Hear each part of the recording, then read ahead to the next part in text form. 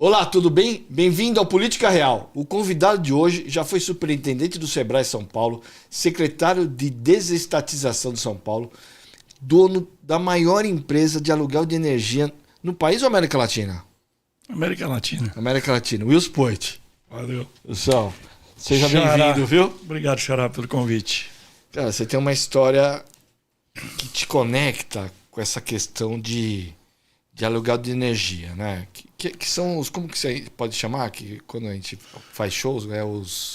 Começou com isso, aluguel de geradores. Silenciosos dentro de containers. Foi essa empresa que fez sucesso. Só que você nasceu em Oswaldo Cruz, né? Sua família não tinha energia. Isso te conecta? Então, rapaz, Eu acho que a vida... a vida me levou para esse lado, mas tem uma conexão, não é? Você não olha para trás e faz essa conexão? Eu faço essa conexão, mas eu gosto de lembrar que foi uma infância assim de muita simplicidade, né? Morei na roça, nasci na zona rural de Oswaldo Cruz. Oswaldo Cruz é região perto de Rio Preto. Presidente Prudente, pertinho de Tupã, depois de Marília, Prudente, ali uma hora depois de Marília. Achei que era mais pro lado do Rio Meu Preto. pai e minha mãe eram agricultores, tocavam uma roça de café. E eu nasci numa casa de madeira e ali moramos até quando eu tinha mais ou menos entre 11 e 12 anos de idade. E eu costumo dizer que sem energia não é sem Wi-Fi, era sem luz, sem geladeira, sem televisão. E foi uma vida muito boa para um molequinho assim da roça, sabe? A gente não percebia o que estava acontecendo, nunca passamos necessidade, porque a gente tinha um quintal com tudo. Tinha mandioca, tudo, né? Tinha galinha, tinha ovo, tinha milho, meus pais trabalhavam muito. E a educação... Você era em quantos irmãos? Dois, eu e meu irmão. Então nós éramos em 4 naquela casinha ali, e uma coisa muito rica que ficou, né? Porque eles deixaram... principalmente de herança, foi muita conversa, cara. À noite, então, imagina uma casa assim, a gente sentava, muito calor, sentava do lado de fora de casa, nos bancos de madeira, eu tenho um deles guardados até hoje, e aí batia papo. Então são valores e princípios, conta causos, sabe?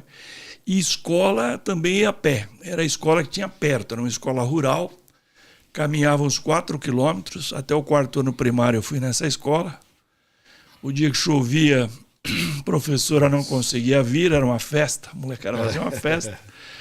E a gente ajudava depois, no resto do dia, meus pais no sítio. Então, foi uma vida de muita simplicidade. Em que momento você saiu de Oswaldo Cruz ou saiu do campo e veio direto para a capital? Não sei qual que é a história. Não, primeiro eu fui para Rinópolis, que é uma outra cidade bem pequena ali do lado, pertinho de Tupã. E foi a primeira crise da minha vida, porque no fim da vida, no fim da história, a gente olha para trás e vai vendo por canto quantos momentos difíceis a gente passou e como eles se conectam, né? Que nem o famoso discurso lá do Steve Jobs. Então a primeira grande crise foi uma geada, cara. Uma madrugada muito fria no interior de São Paulo. Ficou famosa essa madrugada. Queimou todos os cafezais. Meu pai tinha uma dívida com o banco. Precisou vender o sítio de café para pagar essa dívida e a gente mudou para Rinópolis para começar do zero. E isso acabou sendo uma coisa legal. Meu pai, mais tarde, vendo o sucesso da Poit e tudo, ele sempre dizia: rapaz, você deu sorte, porque se a gente fica lá no sítio, meu plano para você era comprar uma égua para você ir para a cidade de Oswaldo Cruz fazer o ginásio, porque não tinha ônibus escolar. Falando de década de 60, quase anos 70. Como deu tudo errado, a gente mudou para Rinópolis e todo mundo virou empreendedor. Minha mãe, cabeleireira e costureira no fundo de casa, meu pai comerciante. E aí eu dei a grande sorte ao meu irmão, que eles nunca diziam: não dá para comprar essa bicicleta. Eles falavam: se vira, vai trabalhar. E a gente começou a trabalhar com 12, 13 anos. E aí, a gente fala que a gente fica parecendo, quem conhece, vê o Poit, só o Poit do sucesso, né? O Poit secretário, superintendente, né? CEO, dono de uma das maiores empresas de aluguel de energia. Mas ao longo dos 28 anos aos 40 anos, você sempre foi empreendedor, né? Mas para chegar no sucesso empresarial que você teve muitos desafios, né? Quebrou bastante, né? Ou teve diversas tentativas e erros.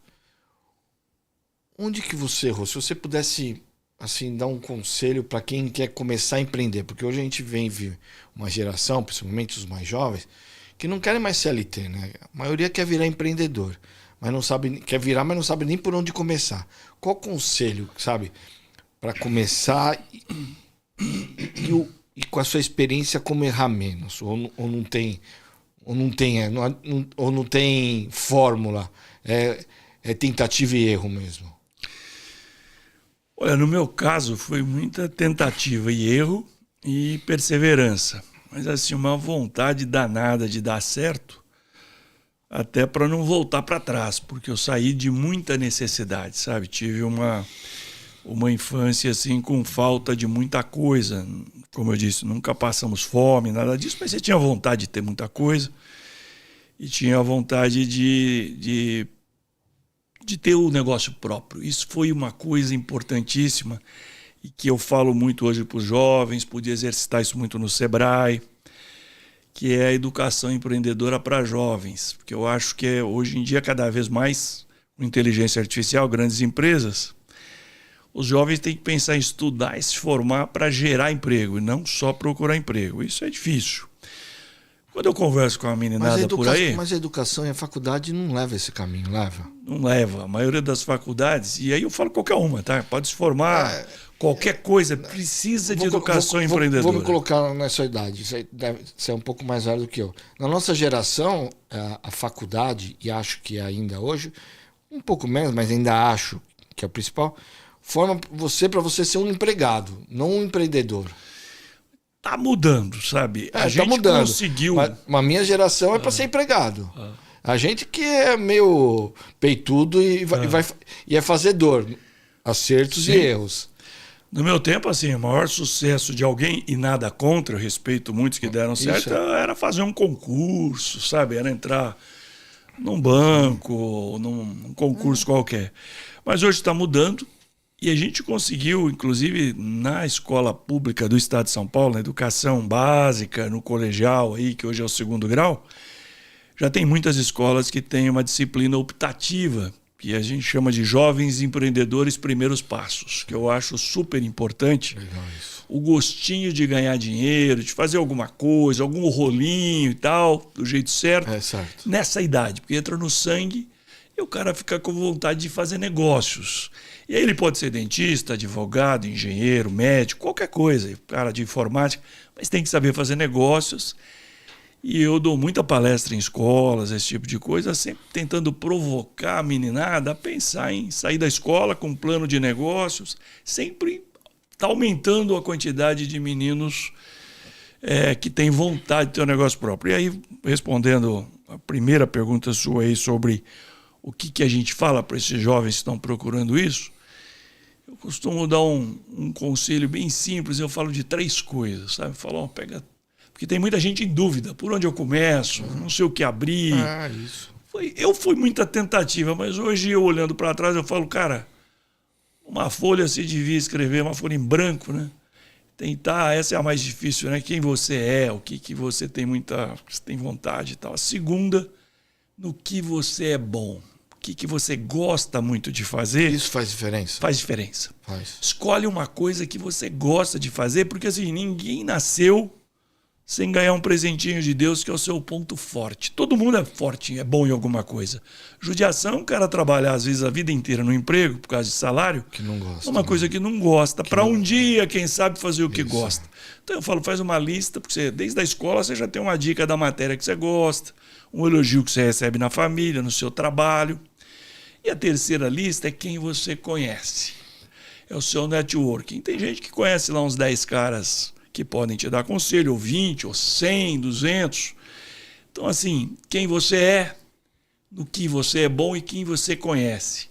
Juntando isso e conversando com essas pessoas, é que aí vai acontecer uma coisa mais tarde, que hoje em dia, principalmente no interior do Brasil, o empreendedor ainda é um pouco injustiçado. O nego fala assim, que ou é um cara rabudo, de muita sorte, você deu sorte. Ou costuma-se falar muitas vezes até nas novelas, tá fazendo coisa errada. Ih, esse cara aí tá ganhando dinheiro, tá fazendo algum rolinho.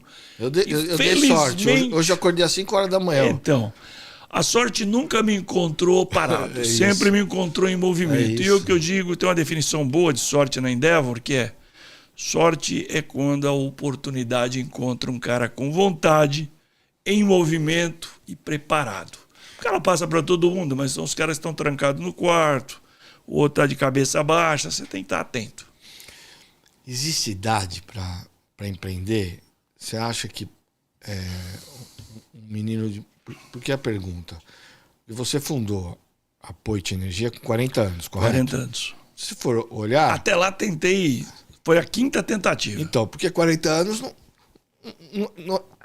é uma idade...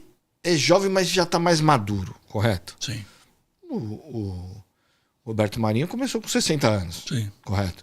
Existe uma idade? Não. Existe o seguinte, eu falo que a pior coisa que existe para um cara que está com tem vontade de empreender, eu conheço alguns executivos, a pior coisa que pode acontecer para um cara que quer empreender é um bom emprego. Quanto melhor, assim, dos 40 anos principalmente para frente... Um bom salário, arrisca menos. Um ótimo salário, a empresa já dá um carro, professora de inglês particular, viagem para o exterior. Aí o trampo vai ficando a balança, vai ficando difícil. Os filhos, fica difícil do cara se jogar no trampolim, é que nem no circo. Você tem que soltar de um, dar uma piruleta e pegar no outro. E fica mais difícil. Mas hoje eu vejo... ainda mais com a população durando muito mais, eu vejo gente empreendendo com muito mais idade do que eu fui acertar. Não quer dizer que eu comecei aos 40, tá? Na verdade, eu pedi demissão numa multinacional aos 26. Tá. E aí eu fui tentando... É que aqui não é empreender, mas fui engenheiro eletricista. Foi fundou. acertar. Fundei a Poit. Isso. Mas primeiro eu fui engenheiro eletricista sempre, e em paralelo... Você é formado em engenharia? Formado em engenharia elétrica pela FEI, em São Bernardo do Campo. Eu vim do interior, fiquei lá em Rinópolis, e depois vim de trem para São Paulo. Na época tinha trem ainda até a Estação da Luz. Morei em Santo André, na casa da minha avó, depois numa república lá em São Bernardo. Fiz engenharia elétrica na FEI, porque era a engenharia que eu achava que dava para voltar para o interior e empreender. Mas nunca mais saí dessa grande São Paulo aqui. E aí eu fui tentando, seja nessa área, seja com transportadora, tive loja, tive sítio no interior, porque todo caipira tem vontade de ter um sítio na cidade que nasceu. Tem da casa? Tem uma alegria. Tem um pezinho de terra vermelha agora no interior? Agora eu voltei a ter um sítio, mas aqui mais no meio do caminho, entre São Paulo e meus netos que ficam em Ribeirão, tem um sítio em Mojimirim. E estava lá, inclusive, esse final de semana. Mas eu gosto muito do campo. E foi assim, várias tentativas, sem desistir, e aprendendo com os próprios erros. Aprender com o erro dos outros é o jeito mais barato possível também, é ficar observando. Mas às vezes é com o erro da gente mesmo, mas não desistir nunca. E tentando novamente, minha procura era sempre, Xará, por alguma coisa que tivesse escala, sabe? Eu precisava de alguma coisa que pudesse ficar grande, que não dependesse só do Wilson, todo mundo queria falar com o Wilson. E aí era que nem uma bicicleta, que se eu parasse de pedalar, o negócio caía. Então eu fui tentando até achar algo que eu conseguia delegar e ter escala. Era essa mais ou menos a pergunta. Então, o grande diferencial das outras oportunidades foi esse? Para você ter feito uma empresa que, de repente, virou a maior referência da América Latina em aluguel de energia? Porque o que você fez diferente que você não fez das outras vezes e fez a empresa virar essa potência? Porque também deve ter um gatilho, alguma coisa, né? Teve alguns gatilhos. Acho que o principal foi... E o meu negócio começou porque eu fui mal atendido. Eu fui responsável por um show e, de repente... eu precisei alugar um gerador. Na época eu pensava atrás do palco para garantir o backup. E veio um gerador sujo, barulhento, pingando diesel. Eu falei, puxa, eu faço isso melhor do que esse cara. Que nem quando você é mal atendido em algum restaurante, em algum lugar. Mas eu acho que o que fez diferença foi justamente a diferença, ser diferente dos concorrentes. Então, a primeira coisa que eu diria que eu acho que a Poit fez sucesso foi ela se posicionar de uma maneira diferente. Se todo mundo só alugava, eu resolvi agregar valor à commodity. Eu resolvi, ao invés de me posicionar como uma locadora de geradores, a Poit logo eu comecei a me posicionar como um provedor de soluções temporárias elétricas completas. Então eu fazia o pacote completo, tudo que o cliente precisa. Ele precisava de energia. Então eu dava o gerador, eletricista, cabo, reabastecimento. Se precisa de mais gente, põe mais gente. Precisa trocar por um maior, eu troco. Você cuida do seu business. Isso que eu ia falar, eles cuidavam do business. E eu cuido de toda a parte elétrica do negócio. Esse foi um diferencial. Então, assim, eu digo que se você está querendo montar um negócio e você é muito igual a todos os seus concorrentes, no seu bairro ou dentro do shopping, você tem que arrumar uma diferença. Ou você cria uma diferença, ou você muda de negócio, porque você tem que ser diferente. Você se focou em alguém? Isso, só completando, a outra grande diferencial foi se cercar de gente simples e gente boa. Porque eu acho que todo negócio hoje em dia, e eu aprendi isso com outras pessoas, é gente. Tudo é gente, cara. Qualquer negócio, o cara tem uma padaria, o negócio dele é gente, às vezes eu falo. O cara tem uma fábrica de cerâmica, o negócio dele é gente. Porque se você conseguir gente boa e gente que gosta de gente, né? Porque tem gente bem formada, mas não engole sapo e tal. Então, eu montei uma equipe boa, eu era diferente dos concorrentes. O que é gente boa? É pessoa muito dedicada e às vezes nem tanto técnica. Ou gente boa é uma pessoa muito dedicada e muito técnica. Conseguem achar os dois perfis? Tem que juntar as coisas. Mas eu fiz muito sucesso mesmo com gente que não era tão boa tecnicamente. A gente mas era treinou, muito esforçada. Mas era mais humilde do que orgulhoso. Então eu falo muito de uma regra do H2O, que não é a água, né? Que é muito mais humildade do que orgulho. Então, pessoas simples, que sabem usar a caixa de rascunho, Wilson, porque não é a caixa de rascunho do Outlook só. É aquela que não responde o WhatsApp de primeira, de bate-pronto, que não responde o e-mail a hora que está nervoso, e vale em casa e vale com os clientes. Tem hora que você tem que ouvir e falar, meu Deus, eu vou ficar quieto hoje. Às vezes você até responde, mas coloca na caixa de rascunho, porque amanhã, às vezes você vai amanhecer e ter até falar, meu, que vergonha se eu tivesse mandado. Quanto não aconteceu já com a gente? Putz, aí você ou tá falando, eu tô lembrando as mensagens. Ou enxuga a mensagem, ou nem manda, ou encontra o cara e te pede desculpa. Isso vale até com os clientes.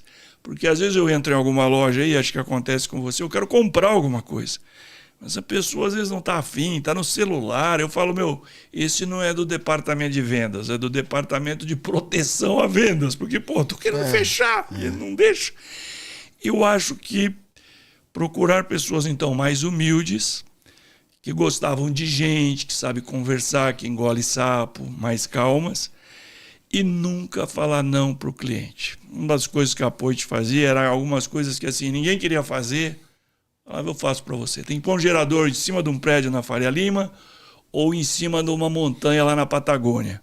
A gente tem fotos lá, eu tenho no meu escritório, ou que a gente subia 3 horas com várias vacas puxando umas tábuas, um trenó improvisado com o gerador, ou levávamos de helicóptero. Cheguei a alugar helicópteros, aqueles grandões, soltando nas torres. E quanto mais difícil o lugar onde a gente colocava, mais difícil para o cara devolver depois, entendeu? Porque era um negócio temporário, mas que durava muito. Então, gente boa, humilde, né? Eu li um livro também uma vez, e com todo respeito, porque eu conheço muita gente que vem hoje em dia já com fartura, mas se dá bem, mas tem uma regra que falava da regra Pia, e eu nunca esqueci disso, que eram pobres, inteligentes e ambiciosos. Eu dei mais sorte, no meu caso, com gente dessa origem, que veio de baixo, que estava com muita vontade e que tratava bem as pessoas, que ajudava a ter os diferenciais.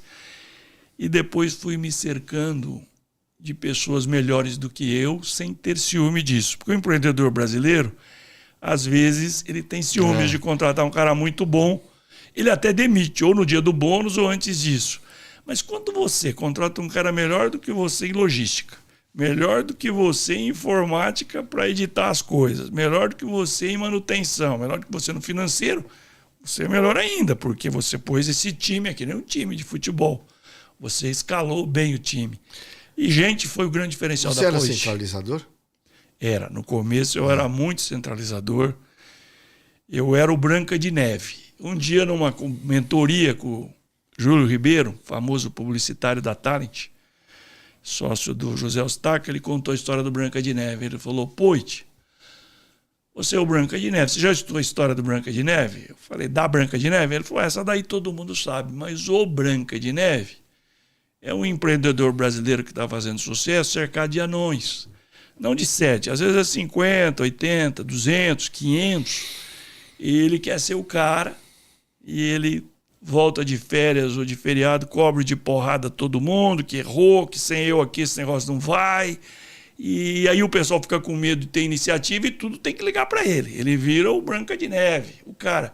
E normalmente os gerentes dele, os diretores, também descem o cacete para baixo. O segredo foi, ouvindo essas histórias e me espelhando em muitos mentores bons que eu tive, liberar a creche. Delegar mais, deixar errar um pouco para que eles tivessem iniciativa, senão a empresa não chegava como chegou no final, em 18 filiais na América Latina. Ficou para um cara que veio da roça e que só fez engenharia, aprender a delegar e desapegar. Então, acho que o grande segredo aí do que você falou, se eu era centralizador, eu era. Mas praticar o desapego foi uma das chaves principais para a Poit crescer.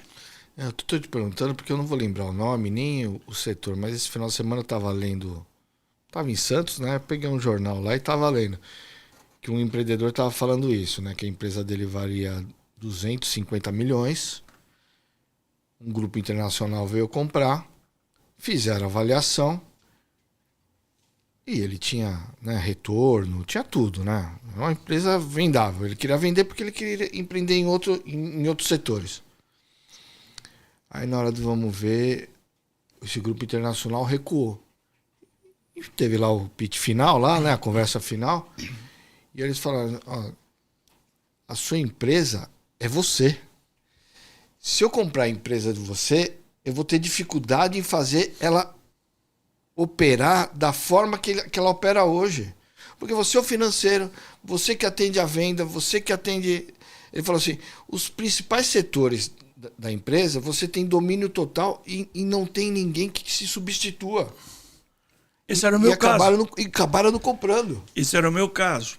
Eu fui namorado por várias multinacionais, quase vendi várias vezes, mas depois eu vendi 30% para um fundo de investimento, antes de vender tudo para uma empresa lá da Bolsa de Londres. Mas um dia alguém falou para mim, Poit, a empresa tem o seu nome, você é o CEO, você é o presidente do conselho. Cara, tem que mudar esse negócio, porque é o que eles chamam de one-man show. Se você faltar, esse negócio aqui acaba. Esse negócio só vai ter valor para o mercado. E aí, cara... Na hora que ela funcionar... Depois de várias mentorias, eu mudei. A sede da empresa era em São Bernardo do Campo. Eu aluguei umas salinhas, depois eu comprei. Onde eu estou até hoje, na estação São Judas do metrô. Eu passei a não ficar no dia a dia lá dentro da empresa para não ficar nervoso com qualquer coisinha.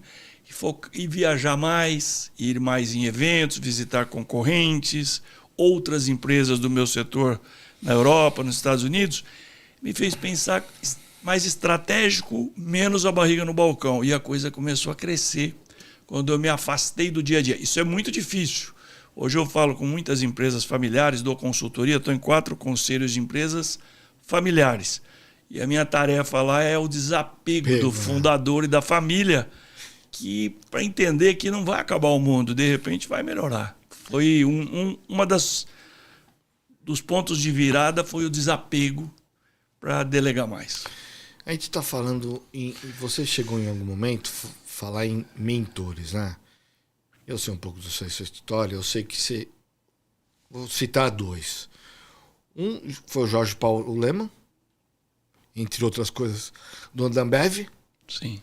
O Salim Matar, dono da Localiza, né? Isso. Localiza. No que eles... Qual que foi o conselho? No que da conversa? Porque hoje vocês são amigos, né? Salim Sim. é amigo, Sim. né? O Paulo Lema é amigo. Para quem tem acesso, eles são muito acessíveis, né? Para quem tem acesso. O que que você aprendeu? O que que eles ajudaram o Wilson Poit? Ajudaram a sonhar grande e sempre me incentivavam que o negócio podia ficar muito grande, eu podia fazer um IPO na bolsa, que era uma coisa que eu nem imaginava ser possível. E aí, em muitos casos, que a roda já foi inventada, sabe? Alguma coisa que eu queria fazer do zero, eles falavam, isso aí já existe em tal lugar, é só copiar e colar. E coisas que eles passaram também. Então, eu acredito, não foram só eles. Na verdade, eu dei muita sorte que em 2002, mais ou menos, eu ganhei um prêmio, que eu considero um prêmio, que foi me tornar empreendedor Endeavor, que é uma ONG que foi o Beto Sicupira, o Jorge Paulo, o Marcel trouxeram de Harvard. E aí eu tive acesso a eles, mas também ao Salim, ao Pedro Passos, Peter Graber, Moreira Salles, Marcelo Tier. É até injusto falar aqui, porque foram muitos. E eles davam horas deles, como eu dou hoje para muitas pessoas, para jovens. Não dava dinheiro, dava conselhos.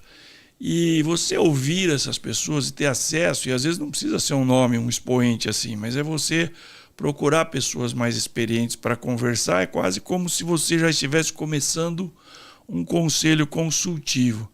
E muitas coisas que eles me falaram, cara, eu copiava muito rápido e aplicava no dia. Uma das pessoas que me ajudou muito realmente foi o Salim Matar. Eu fui a Belo Horizonte um dia, junto com a Endeavor. Ele nem conhecia a Endeavor, nem conhecia o Wilson Poit. Ele tem uma localiza ainda ou já vendeu? Ainda. Tem. Ele é um dos maiores acionistas, mas já se afastou até da presidência do conselho hoje em dia. Eu lembro que tinha alguma coisa nesse sentido. Acho que é o Eugênio, agora o irmão dele que está. Mas numa viagem lá, ele foi muito aquele jeitão dele, secão, aperto de mão forte e tal. E falando direto, eu procurei, por causa dos amigos, né? Que um pede para o outro, o cara me atendeu. E eu voltei de Belo Horizonte diferente, cara. É uma grande diferencial. Assim, ao invés de ser engenheiro eletricista, eu acho que eu já tinha empresa, mas eu voltei um engenheiro financeiro. Salim me explicou um pouco, o negócio dele não era bem locação de carros, mas era o que ele falava de asset management, que eu nem sabia o que queria dizer, mas ele falava, olha, eu compro o carro barato, mas muito mais barato que você, porque eu compro milhares de carros, não tem oficina, né, a garantia e tudo é o próprio fornecedor, e no final de um ciclo ainda o carro novo eu vendo ele às vezes financiado em 4 anos, através de uma financeira. Nesse intervalo eu alugo, mas eu não ganho tanto dinheiro assim com locação, eu ganho dinheiro na engenharia financeira do negócio. E eu passei a pensar assim, passei a me endividar mais, lógico que os juros eram menores, mas eu também fui procurar linhas de crédito menores, seja com o BNDES, seja com o próprio fornecedor, e a pensar numa engenharia financeira, porque eu tinha um EBITDA, um lucro maior do que a taxa de juros, e se fosse bem disciplinado, isso fazia com que o negócio ficasse grande. E ele sabe que eu sou grato a ele até hoje, aí de vez em quando a gente ainda troca algumas mensagens. Outro dia eu estive dando palestra lá no instituto dele em BH. Só voltando, eu vou falar um pouco do seu livro. Eu ouvi uma vez, eu não sei se foi do próprio Abílio Diniz, que assim, vai abrir um mercado, foca no líder, né? Você tem uma referência, né? Tem um líder no seu setor, foca nele. E aí a hora que você estiver próximo, aí você vai batalhar para passar e tal, mas foca no líder, né? O líder tem muito a ensinar. Na sua operação, no seu setor de energia, tinha um líder? Você focou? Como que foi do nada? Do nada nunca foi, mas tinha alguém que você falava, olha, é que você falou assim, muitos só entregavam o gerador, né? Eu fiz um diferencial, fiz o kit completo, né? O cara da elétrica, sim, o material, combustível, gerador de combustível e tal. E depois tudo isso foi copiado. Hoje em dia então, todo mundo fornece tudo. Aí você virou líder. Na época, de verdade mesmo, eu aprendi muito com os concorrentes. Não eram... Alguns concorrentes nem recebiam, mas eu gostava de visitá-los. E eles, até como eu era muito pequeno, eu era um engenheiro eletricista que tinha uma empresa de instalações elétricas, tinha comprado um caminhão, depois 2, depois tinha 5.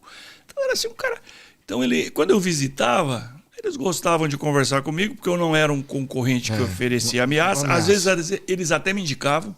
finais de semana tinha muita festa, porque eu comecei com eventos, mas depois aluguei para mineração, para Petrobras, para telecomunicações, que foi um grande alavanca. Não existia no começo assim, um líder. Depois eu fui descobrindo os maiores e eu os visitava. Com cada um aprendi alguma coisa. A gente trocava muita figurinha.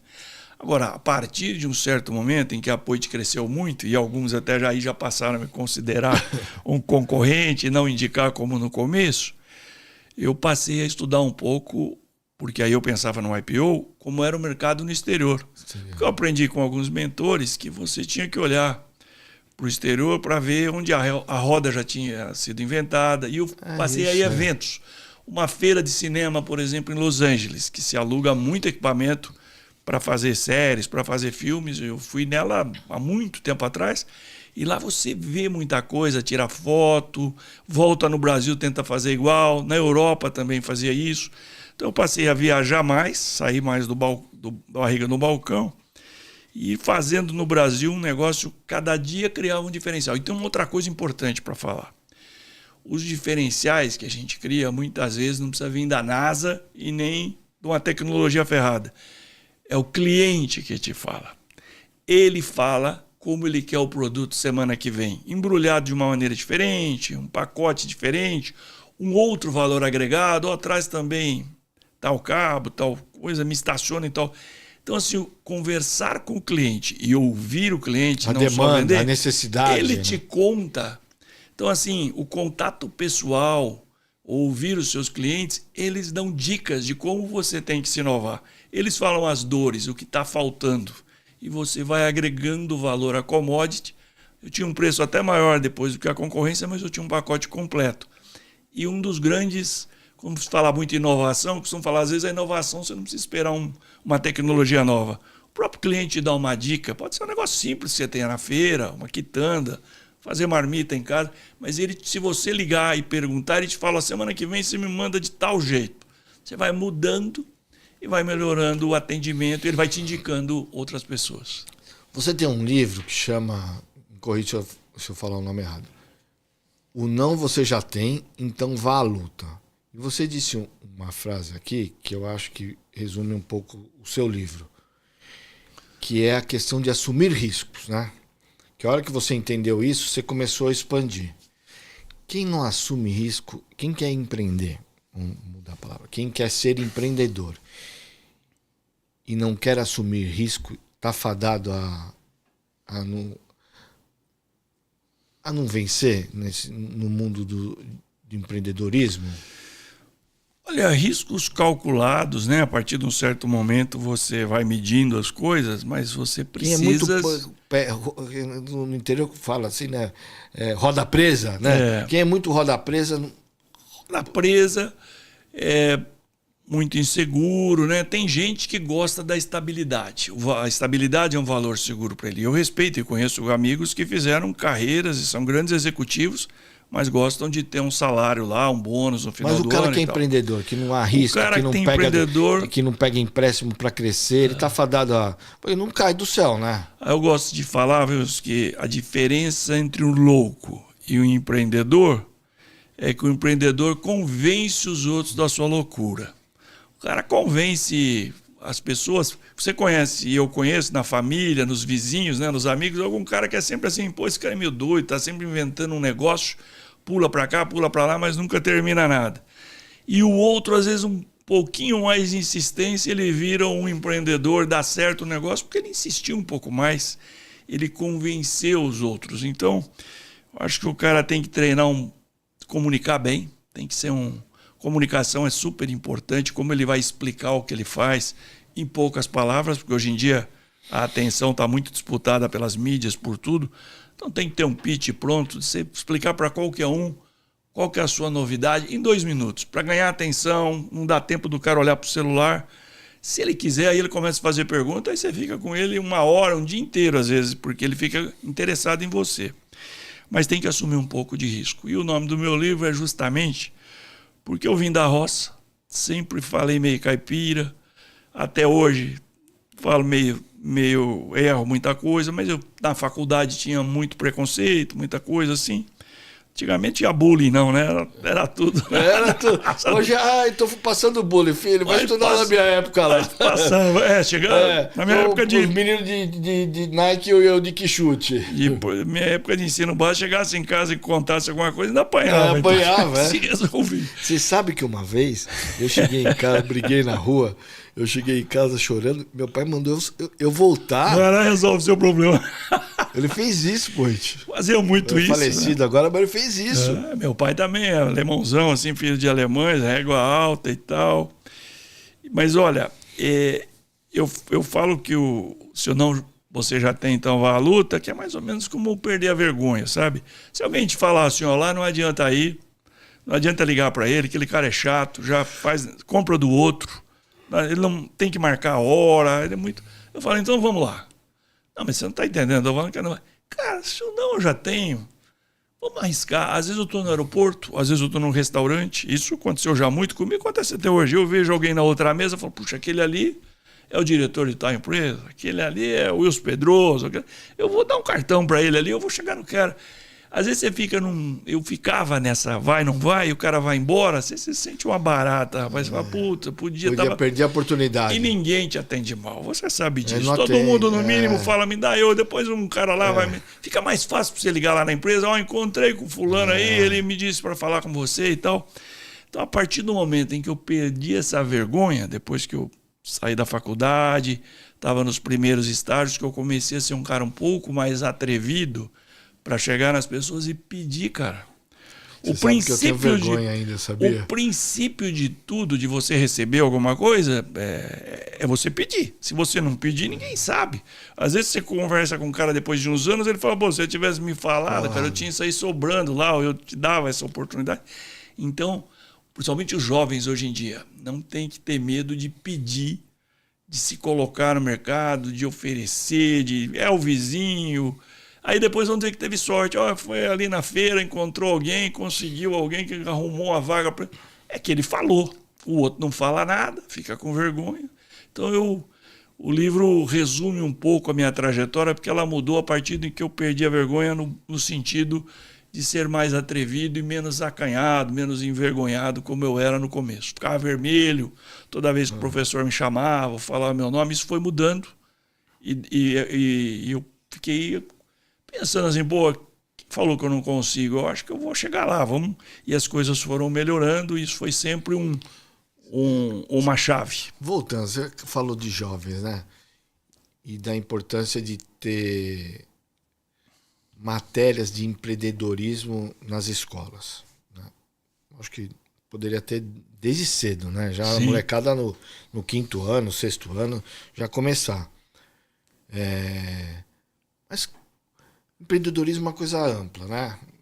Qual a competência que os jovens deveriam se dedicar? Já que não tem na escola, qual a competência que ele poderia procurar no YouTube, no site GPT, sei lá? Qual competência, né? Qual da parte do empreendedorismo que ele poderia... a escola deveria dar, ou que ele poderia procurar?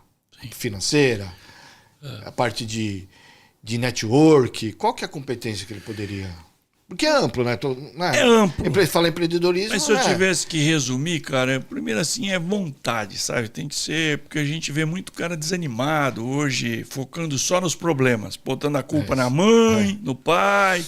no vento, no governo. Culpa é bom porque você põe em quem você quiser. A competência dele é ser bom em arrumar desculpa. E qualquer crise, como estamos vivendo hoje, como eu passei por várias, sempre tem alguém que chora e alguém que vende lenço, como é famoso falar. Mas assim, de verdade, sempre tem alguém que se posiciona, né? Agora fulano não vai comprar mais da gente, então vamos vender aqui para esse outro. Ou o governo vai comprar, vamos vender ali. Alguma coisa vai aparecer, eu sempre tenho oportunidade. Então eu diria que ter vontade, perseverar, porque às vezes as pessoas desistem muito rápido, sabe? Desistem muito rápido.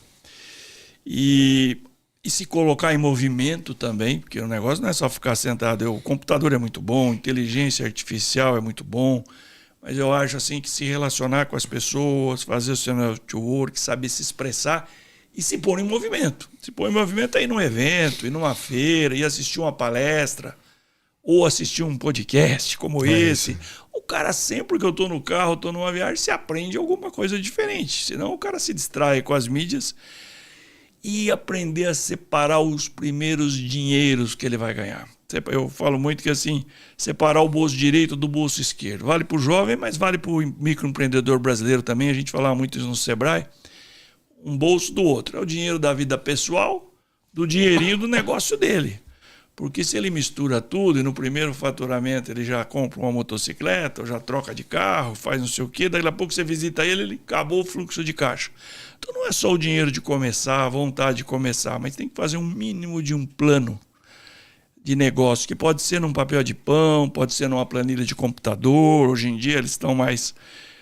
todo mundo conhecendo, mas tem que fazer um plano. Aos primeiros meses, eu vou sair do trabalho aqui, vou começar a empreender, então eu tenho um negócio para começar, mas eu vou precisar economizar.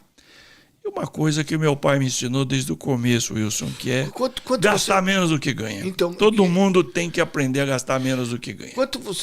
Quanto que um empreendedor deveria, do que recebe, vamos colocar lucro, né? Tirando já as contas, lucro, você acha que ele deveria reinvestir? Tem isso? Dependendo do negócio, né? Eu vejo que um monte de gente fica reinvestindo. Eu ganhei tanto, reinveste, vai crescendo. Eu conheço empreendedores, e foi o caso da Poit também. Eu reinvestia tudo que eu podia, porque o negócio era tão bom, um negócio que eu tinha achado, aquela veia, depois de procurar muito, né? Achei um negócio que tinha escala. E aí teve um fator também, foi por foco, porque eu atirava para todo lado, eu tinha vários negócios. Chega uma hora que você tem que ter foco, escolher a regra 80-20 lá do Pareto, né? O que você vai botar o esforço, mas vai dar o maior resultado. E se ele for bom, não tinha outro lugar para pôr meu dinheiro que ia render mais do que o meu negócio, porque o meu negócio tinha uma margem boa. Até quando o fundo de investimento comprou uma parte da minha empresa, ele perguntou: ô Wilson, Poit, você vai querer uma parte do dinheiro por fora, aí o valuation é diferente, você vai querer tudo na empresa? E até isso pega muito bem, eu aconselho muita gente a estar fazendo negócio com fundo. Não, eu falei, eu quero o dinheiro todo na empresa, porque eu não conheço, para que o dinheiro separado nesse momento, eu vou esperar, vou engordar o porquinho primeiro, vou esperar. Então eu vou pôr todo o dinheiro no meu negócio.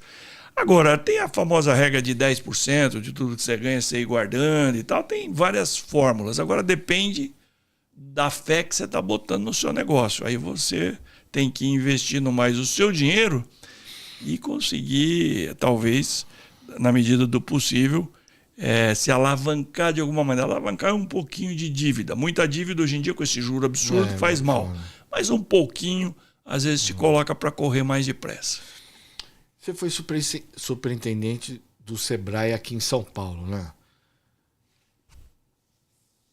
O Sebrae tem um papel importante. Às vezes, eu vou dar um exemplo de bobagem, né? Eu vejo muito esforço, eu vejo que o trabalho é importante, mas às vezes meu sentimento é que poderia fazer mais. O Sebrae já faz mais, e eu que sou desinformado, ele tem um trabalho importante, principalmente nessa questão de empreendedorismo, para os jovens, para as mulheres, né? Porque eu fiz uma campanha que o candidato me perguntou, eu lembro até hoje, o que eu faço para ganhar as eleições? A última de prefeito. Eu olhei para a primeira reunião que tive com ele, falei, deixa eu te falar, eu acredito que o jovem, principalmente, ele não quer mais ser CLT, ele quer ser empreendedor. E você tem uma história que dá para ele se espelhar, né? Você, coach, né? Empreendedor, não gostava de falar coach, mas empreendedor e tal. Mas não é para ele que você vai falar. Ele vai vir automático. Você vai falar para a mãe dele. Que a mãe dele também é empreendedora. Ela não quer mais depender do marido. Por isso que ela faz bolo, faz feijoada no final de semana, costura para fora. Você vai falar para ela, porque ela também vai perceber, quando você falar com ela, ela vai perceber que você vai pegar o filho dela pela mão e vai mudar a vida dele. Ele me ouviu pouco ao longo da campanha, mas isso ele ouviu e fez na risca. A gente entrava em tudo quanto é lugar, aquela molecada, As mulheres saíam de dentro de casa para abraçar, convidadas para comer feijoada. E foi assim que a campanha dele decolou. Lógico que ele tinha muita rede e tal, mas a história de emprego, ele usou isso, né? Prosperidade, empreendedorismo. Foi da minha primeira conversa com ele. Wilson, o Sebrae é muito bom, cara. Você sabe que eu fui, depois que eu vendi a empresa, né? Essa empresa minha fez muito sucesso. Eu vendi em 2012, uma empresa lá em Londres. E um ano depois, alguém me indicou para a Prefeitura de São Paulo. Eu fui secretário de 3 prefeitos, né? Do Haddad, do Dória e do Bruno vou falar, próxima. E aí trabalhei no Sebrae. Mas o Sebrae, talvez, além do mandato meu com os prefeitos, que foi sempre focado em PPP, em desestatização, que fez muito sucesso, o Sebrae foi ótimo, cara. Peguei o Sebrae durante a pandemia, uma equipe maravilhosa, a gente ajudou muita gente. O Sebrae, os cursos são de graça, a gente dá dicas, tem gente que consegue usar muito bem, até porque pouca gente sabe que tem quase 200 cursos gratuitos no site do Sebrae. Mas você falou tudo aí, cara. A gente focou muito nas mulheres, sabe? Que as mulheres... Uma mulher dona de casa, que se torna empreendedora, que aprende a cuidar do dinheiro, ela acerta até a vida do marido, que às vezes mistura todo o dinheiro lá na gaveta do negócio dele. E eu sou filho de uma empreendedora. Sou filho da dona Terezinha de Jesus, que está com 89 anos, fez agora, está com Alzheimer. Mora onde? Mora aqui em São Paulo. Minha mãe está com Alzheimer. Está perto de mim aqui, mas tem dia que ela não lembra direito. Minha mãe também. Mas eu conto toda semana para minha mãe o quanto eu sou grato a ela. Porque eu só vim para São Paulo, saí lá do interior por causa dela. Meu pai queria que eu ficasse no comércio dele lá, ajudasse, aquele jeitão mais do interior. E a minha mãe, cabeleireira e costureira no fundo de casa, dona Terezinha, juntou um dinheirinho. Teimou com meu pai, porque eu era bom na escola, eu ia bem em matemática, essas coisas. Me pôs num trem que deu 12 horas de Parapão, estação lá perto. O trem que vinha de Panorama para Luz. Imagina uma mulher com 3º ano primário, chega aqui na Estação da Luz, foi até a casa dos nossos parentes em Santo André, no Parque Novo Oratório, e depois num cursinho pediu uma bolsa de estudo, conseguiu um desconto para mim. Então eu devo muito a ela, eu falo isso sempre para ela, ela chora, às vezes ela fala, mas é verdade, filho, tudo isso porque ela não lembra, e eu choro junto com ela. Então eu sou filho de uma mulher, às vezes alguma coisinha, cara. Esses dias eu tive lá ainda... Minha mãe não lembra o momento. Uma coisinha do passado. Ela lembra. Como ela era cabeleireira e muito econômica, cara, nossa casa sempre isso aí, eles me ensinaram muito. Às vezes ela passa a mão na minha cabeça agora, toda vez que eu vou lá, fala, mas por que você raspou a cabeça? Ela tá inconformada, né? Eu raspei a cabeça em 2020, época da pandemia, comprei uma maquininha, tava com um pouco cabelo e nunca mais fui no barbeiro. Aí a linguagem que ela entende, eu falo assim, ô mãe, é que você cortava meu cabelo quando eu era moleque, até os 15 anos. E agora eu mesmo tô cortando para economizar. Aí ela dá risada, aí ela entende o negócio. Mas tem dia que ela me chama pelo nome e toda vez que eu falo, benção, mãe, ela fala, Deus te abençoe, meu filho. Porque isso era obrigatório na hora de dormir lá no sítio e na cidade. Então você tem toda a razão. A gente vê muitos lares e o Sebrae foca muito nisso hoje em dia. Mulheres vítimas de violência doméstica, ex-presidiárias, problemas de gênero, uma série de coisas que não arrumam emprego e a gente, quando ela tem uma rendinha, ela se torna mais independente. E os filhos vê uma mãe empreendendo, se virando, desde seja fazer bolo para vender, artesanato, algumas são. Eu estou hoje cuidando de alguns negócios lá na Amazônia, de bioeconomia, a mulherada raçuda, trabalha de guia no meio do mato, colhe semente para fazer biojoias, as outras colhem lá umas folhas que é um medicamento, vai pegar óleo não sei do que. Então, assim, eu vejo a mulherada muito empreendedora. E toda mãe empreendedora forma filhos independentes, impulsiona na família. Ele vê o exemplo dentro de casa. Você foi secretário, falou, uma das pastas que você é secretário aqui no município foi Secretaria de Desestatização, que foi responsável. Privatização ou concessão, AMB? O AMB é concessão, Ibirapuera, concessão, Pacaembu. Pacaembu, tinham outros parques. Por que Nós focamos... foi o seguinte. No governo Haddad, eu trabalhei como secretário dele, mas lá eu era secretário de Turismo e das negócios, mas nós começamos, junto com outros secretários, a PPP da Iluminação Pública, que é uma parceria público-privada, que hoje acabou dando certo, demora, precisa de continuidade, mas hoje muitos municípios do Brasil estão fazendo, trocando por LED e tal, pagando com a economia. Aí o Dória, quando ganhou a eleição, eu soube até pelo Roda Viva. O primeiro Roda Viva que ele foi, ainda não tinha assumido, falaram, mas você tá aí falando mal do Haddad, não sei o quê, não tem nada bom lá. E ele, foi a primeira vez que ele falou, olha, teve um cara lá que falou de vender o AMB, de fazer uma concessão e tal, o Poit. Foi ali que ele falou no Roda Viva. Aí depois ele me ligou e me convidou para ser secretário de Desestatização e Parcerias, que eu acho que foi um super mandato, teve continuidade até hoje, né? Depois com o Bruno, agora com o prefeito Ricardo Nunes. Isso é tudo na política, você sabe disso. Mas a gente listou 55 coisas, projetos que a cidade tinha que não era o foco, porque o município ou o estado, o governo de uma maneira geral, ele não tem nada, ele não faz dinheiro. Não tem que ter estádio de futebol. Ele não tem dinheiro. Não tem que ter centro de exposições. Não tem. Os Sambódromo, parque, autódromo, cemitério, serviço funerário, que era uma máfia danada. Eu vou te dizer. E o tempo é o senhor da razão, né? O Ibirapuera, vão cobrar, vai ficar pior, não sei o quê. Olha lá, nota 10, ele virou o símbolo. Não, o Ibirapuera. As pessoas. Você vê as pessoas cada vez mais indo no Ibirapuera. Agora restaurantes bons lá dentro, com fila, equipamentos de ginástica, e ele copiado por todo lado. O AMB recuperado, o AMB foi uma vez... O Pacaembu vai ficar maravilhoso. Uma vez, tava lá, já não era nossa, não era do governo Dória, mas eu fui lá numa dessas eleições, um telhado com uma lona lá, não tem por que gastar dinheiro com lona de um coisa e não gastar com o telhado de uma escola, tem que gastar com o telhado de uma escola. Então eu ia dizer isso. O dinheiro que o município tem, ele não tem uma empresa, ele não ganha dinheiro.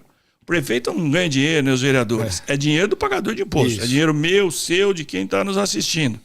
Esse dinheiro é o dinheiro que eles têm. Eles deviam só aplicar principalmente em educação, saúde, em segurança, em saúde, moradia, assistência social. Só, cara, ele não pode perder tempo fazendo coisas na cidade. O setor privado então, faz melhor. Ele cuida de uma rodoviária velha, ele cuida do estacionamento, cuida do estádio de futebol, cuida do serviço funerário.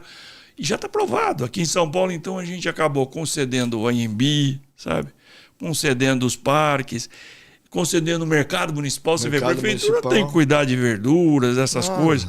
Nós concedemos a Zona Azul, concedemos 27 rodoviárias urbanas que vão poder... Então, até hoje o troço está assim, algumas coisas param no Tribunal de Contas, é uma sociedade organizada, os partidos de esquerda que não quer, mas uma hora sai. E estão saindo, já tem 27 contratos assinados. E uma outra coisa forte desse projeto foi que a primeira coisa que a gente aprovou acho que foi 2018, né, que foi o nosso primeiro ano, por aí eu fui recordista de audiência pública na Câmara de Vereadores, porque o pessoal era contra, né, a população. Você mesmo falou nos parques, o boato na imprensa era... Qual que foi o maior desafio? Foi esse? O maior desafio foi os parques. Mas o maior desafio foi vencer... Eu vou falar, o pessoal da esquerda foi vencer o mundo político. Qual que foi o grande desafio dessa implantação, né? Rapaz, foi muita coisa, assim, era o mundo político, né? Vereadores mesmo, às vezes o fogo amigo, que às vezes é pior que a oposição, você sabe disso. Vereadores que não gostariam que aquele terreno lá perto da casa deles, que hoje é um campinho de futebol, mas é um terreno... Porque a prefeitura é uma grande imobiliária, a gente identificou mais de 5 mil terrenos logo de cara em São Paulo, que às vezes tem um supermercado que construiu estacionamento em cima, tem um hospital, tem um negócio. A gente levantou Ninguém que cuida, é isso. O pessoal isso fazendo pode puxadinho, né? Isso pode virar um fundo imobiliário e ser dado de garantia. E a gente resolveu... Existem 3 tipos de coisa. Privatização, concessão e PPP. Privatizar é quando você vende um imóvel de herança vacante, que não tem dono, você vende. Nós fizemos mais concessão. Então, convencer.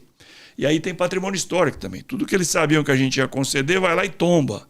Aí você tem que, não é destombar, mas é explicar, gente, pode manter o patrimônio histórico lá, o AMB acabou tombado, Pacaembu, dentro do Ibirapuera tem coisas, mas a gente foi mostrando que isso poderia... Aí a gente criou o Fundo Municipal de Desenvolvimento Social. A gente falou, todo o dinheiro que a gente arrecadar com as outorgas do privado e uma comissão mensal sobre a renda que dá o parque, ou o Pacaembu, ou o AMB, ou qualquer coisa, ele vai ser carimbado. não é para criar mais cabide de emprego e ele só vai ser investido naquelas 4 coisas que eu te falei. É numa creche, é num posto de saúde, sabe? É em segurança, é em câmera, aí no Smart Sampa. Isso está dando muito certo. Recentemente o prefeito falou em dezenas de bilhões de reais que já foram arrecadados, ou em outorga, ou em economia, porque a gente gastava uma fortuna com Ibirapuera, com o mercado municipal, com o Pacaembu. Você ia no Pacaembu, não tinha banheiro, era tudo banheiro químico alugado, tudo quebrado, tudo arrebentado. Hoje você está atendendo. Eu vou fazer um evento lá, esses dias agora, para os prefeitos, inclusive. Vou lá. Já começou a ter eventos. Tem palestra dia 28. Lá. Então, também vou estar lá. Então, assim, eu acho que esse foi um projeto importante, que hoje a gente é até convidado para ir em outras cidades, o evento seja lá em Brasília, na Confederação Nacional de Municípios, ou aqui na APM com o Fred, no Brasil inteiro, e alguns prefeitos têm nos convidado para uma mentoria de como fazer isso, sabe? Como aprovar na Câmara, como fazer um edital, porque o Brasil tem 5.569 municípios, se não mudou essa semana, 5.569. Tem umas 300 cidades aí, sabe, com população maior, aí, tipo quase 100 mil habitantes, que tem muita coisa que pode ser concedida. Então a gente pensa muito nisso. Você falou um negócio que é importante, que a gente não vê muitas vezes na política, né? Que é a continuidade. Aqui, querendo ou não, nós tivemos uma sucessão de prefeitos que vinham da mesma linhagem, né? O Bruno era vice do João Dória e o Ricardo era vice do Bruno. E deram continuidade, né? Acreditaram no processo. Como que a gente faz? Qual o caminho que a gente pode criar para que obras estruturantes, obras estruturais, não sejam abandonadas, ou a ideia, porque muitas vezes o processo está lá quase pronto para ir dar a martelada, muda o governo, aí para. Né? Vamos rever, vamos reestudar, e tudo que já foi feito. Como que a gente faz para que isso não ocorra? Porque uma coisa dessa magnitude continue mesmo com o governo com filosofia e ideias diferentes. Essa é a grande pergunta, sabe? Porque é jogar fora, né? Quando, se entrar um prefeito novo, dificilmente ele vai retomar o Mercadão, dificilmente ele vai retomar o Pacaembu, dificilmente ele vai retomar o Ibirapuera, né? Até porque as pessoas já abraçaram, né? A sociedade já abraçou esses grandes processos. O contrato de 30 anos está super cheio de mudo. Não tem jeito. Pode falar na campanha eleitoral, que nem foi falada, não, vou desfazer e tal. Não desfaz. Se fizer com lei, se fizer direitinho. Então, acho que a sua pergunta é super importante. Como que dá continuidade para esse que chegou, olha, tá na linha de gol, só que mudou o governo? Questão quase que de educação empreendedora de prefeitos, sabe? Eu acho assim que precisava mais... Precisa de continuidade, a gente deu sorte aqui em São Paulo nesse projeto, mas você vê em muitos municípios, o mesmo aqui, em outros projetos, em que mesmo uma coisa boa é parada porque foi o outro que começou. Aí muda de nome e tal. Eu que fui secretário de 3 prefeitos diferentes, mas que tiveram alguma continuidade, como você falou, e principalmente os últimos 2, eu vi vários projetos sendo repetidos, só muda o nome, né? Muda o jeitinho de fazer, mas precisa fazer. E vi até, às vezes, inaugurar a mesma coisa de novo. Mas eu acho que isso é super importante, cara. E eu penso muito, do mesmo jeito que nós falamos de educação empreendedora de jovens, a gente precisava formar melhor os candidatos e aqueles que ganham a eleição. Numa empresa, qualquer empresa que você entra, quando você é admitido, tem um período de integração em que você é treinado, sabe? Você é preparado. E às vezes ganha a eleição no interior do Brasil, sabe? Alguém aqui... Às vezes é um comerciante, às vezes é o dono do açougue, sem preconceito nenhum. Mas o cara ganhou, a população escolheu, só que o cara que sai não deixa nada para ele, não explica nada. Ele leva um ano para descobrir onde é o banheiro, como é que faz, como é que vem em São Paulo pedir alguma coisa, né? Como é que se comporta com a Câmara. Eu fiquei muito feliz esse ano de ter sido convidado aí pelo professor Fernando Schuller em alguns treinamentos, sabe? De prefeitos, de novos prefeitos, novos políticos. Precisava ter uma certa educação de como que faz as coisas, como é que funciona a máquina, porque às vezes ele demora um tempão. Se ele levar um ano para aprender, daí no outro ano já é ano de eleição, porque esse negócio de eleição atrapalha tudo. Eu acho que com a governança bem feita e leis tem que ser aprovadas. Esse negócio de concessão, principalmente, de desestatização, tem que fazer como foi feito aqui. Pode falar o que for na campanha, que vai desfazer, não desfaz, entendeu? A multa é altíssima. Foi aprovado na Câmara, foi feita audiência pública, a população já abraçou. Não tem jeito de desfazer aquilo, de parar, porque o projeto é bom, sabe? Porque o governo tem que realmente focar naquilo que realmente importa para a população. E uma coisa interessante aí do meu tempo aqui de começar essa lei, começar a aprovar as leis, né?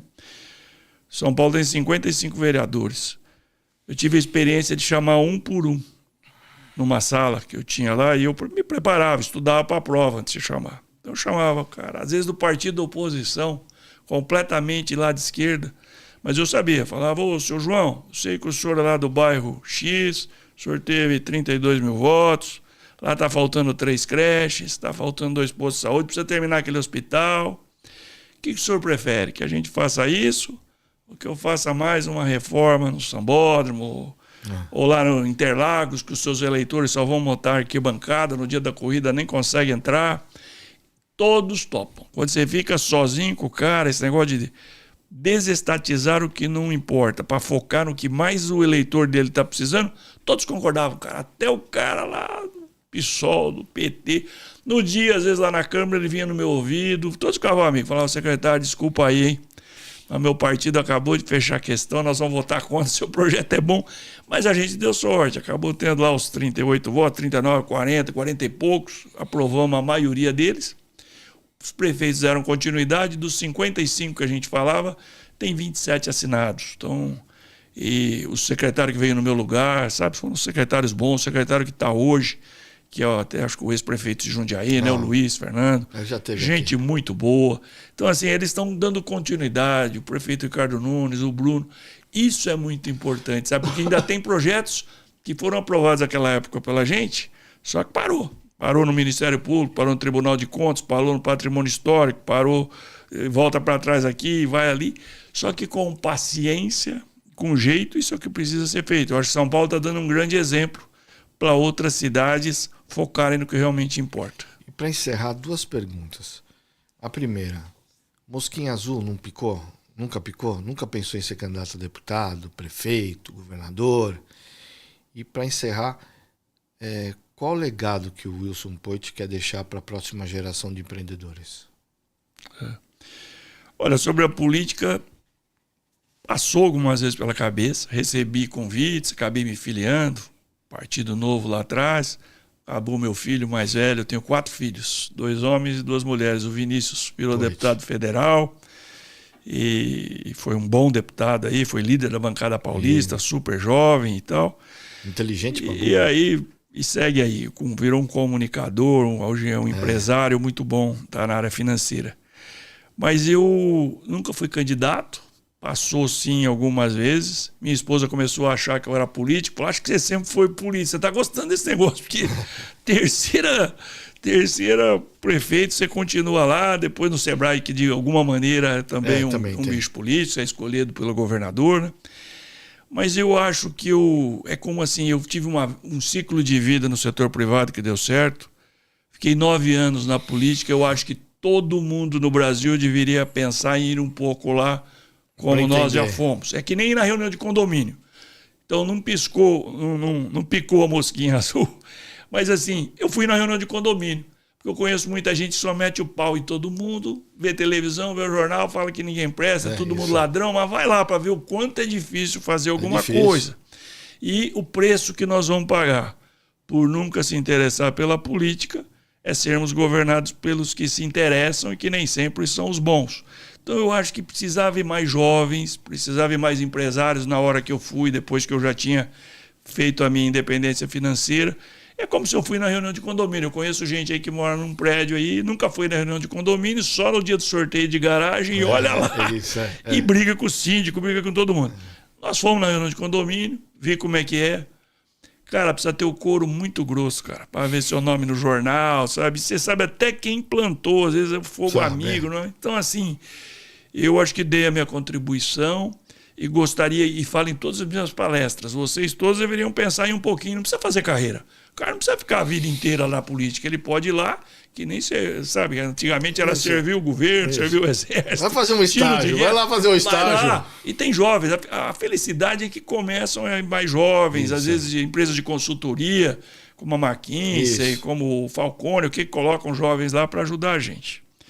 E por último, você perguntou? O que você gostaria de deixar de legado de empreendedorismo para as próximas gerações? Cara, eu não agradeço demais o convite de vir aqui, né? Não rejeito nenhum convite para esse tipo de coisa, palestras em todo o Brasil, já dei palestras até em outros lugares, em escolas e tal.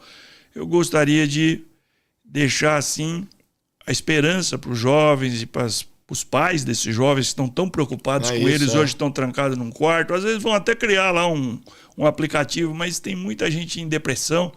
Com tanta coisa para fazer nesse mundo, cara. E você vê os jovens meio assim, perdidos e tal. Eu gostaria de insistir o tempo todo de que é possível, porque você vê a minha história, de sair lá da roça, não vai dar, porque não sei o quê, meu pai, minha mãe. Cara, eu tenho todas as possibilidades. No meu livro eu conto todos os detalhes de que eu podia botar a culpa num monte de gente para não ter dado. E deu certo, lógico. É um caso, mas é um caso de um cara que saiu da roça, que estudou no sítio, entendeu? Que veio para São Paulo, foi indo, foi tentando, e a gente está aqui. Então eu quero passar isso para os meus filhos, para os meus netos, mas principalmente para toda essa geração de empreendedores e de jovens, onde eu puder ajudar. E de vez em quando eu recebo, sabe, pelas minhas mídias sociais, uma carta, uma mensagem de alguém que mudou de vida, de alguém que começou um negócio, está dando certo, de alguém que nunca esqueceu uma frase que eu falei, ou leu no meu livro. Essa semana mesmo eu postei um cara que leu lá um negócio e disse que... Então isso aí é gratificante para mim. Eu quero compartilhar. Eu acho que essa última fase agora da minha vida, eu estou com 66 anos, estou bem de saúde, vou, se Deus quiser, longe ainda, mas é como um pregador, assim, sabe? Vou compartilhar. Eu continuo empreendedor, voltei a investir em bioeconomia, em energia renovável, sou investidor de algumas empresas, mas o que eu gosto mesmo de fazer, o que nós estamos fazendo aqui, é inspirar outras pessoas, dizer que é possível e que a gente não pode desistir do Brasil, e principalmente toda essa juventude aí que não pode ficar trancada em casa. Por isso que eu falo que a sorte sempre me achou em movimento. Então, se o não já está garantido, perca a vergonha.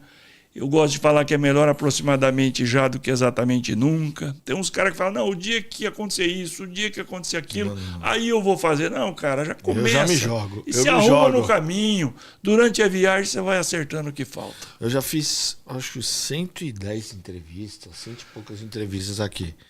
Quando fui fazer, as pessoas falam, não vai dar certo, volta para de onde você veio. Então, eu falei assim, eu tô criando um novo caminho, uma nova história. Eu vou me jogar, vai dar certo, porque é eu que tô fazendo. Eu acredito no que eu faço. Aqui, ó. 110. Cara, se uma pessoa, se duas, se 10 escutarem o que a gente falou aqui hoje e uma parte dos seus podcasts, e no dia seguinte ele aplicar e der certo, alguma coisa tá tudo resolvido, tudo cara. Wilson, obrigado por ter aceito o convite, cara. Foi uma aula, adoro você. Sei que você foi um baita secretário, principalmente. O Sebrae, você foi um grande presidente do Sebrae, mas secretário eu tenho certeza, porque eu estava lá. Eu sei o quanto você se esforçou, o quanto você mudou a história dessa cidade, fazendo concessões de espaços públicos que hoje, graças ao seu trabalho, estão muito melhores. Obrigado. Vai no Ibirapuera. Ibirapuera tinha problema no lago, tinha problema na pista de caminhada. Papel no banheiro. As quadras não eram bem cuidadas, porque o poder público tinha dificuldade, tinha que investir em educação e deixava o parque muitas vezes à mercê. O próprio AMB, né, perdendo espaço para aquele... Sim, para o Expo, que já era concedido, o AMB cheio de goteira. E para imigrantes, né, estava perdendo as grandes feiras... Porque não tinha dinheiro, né? Aquilo, por mais que a gente tivesse gestão eficiente, não era o business, né? Não era o business. Então eu quero registrar Muito obrigado pelo todo o seu esforço, pela sua cidade. Parabéns para você também, aprendi muito com você. A gente fez junto lá na prefeitura. É isso aí. Obrigado, viu? Um abração. Obrigado para você que nos acompanhou nesse novo episódio com ele que é empreendedor, ex-secretário, presidente do Sebrae, Wilson Poit. E não se esqueça, nos siga nas redes sociais. Valeu!